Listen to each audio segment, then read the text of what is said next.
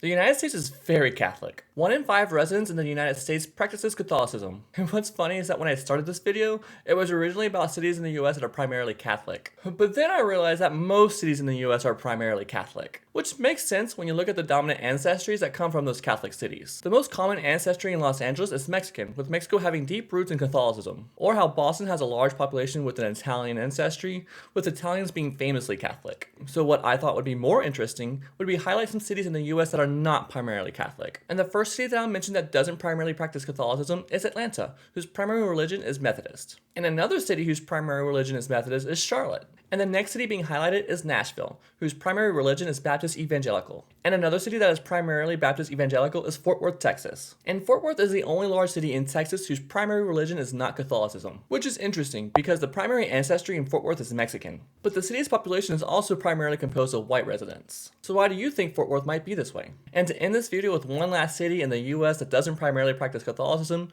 is Salt Lake City, Utah. And if you're familiar with Utah, you've probably already guessed what the primary religion is for the state. Mormonism, the only state to claim that fact. Seeing these varying religions across the country really opens your eyes to the history of the people that live in them, and how America is a melting pot of many different cultures from all over, bringing their ancestors' traditions to be practiced here. All ancestry and religion data was sourced from Ursus.com, and be sure to follow to learn more things like how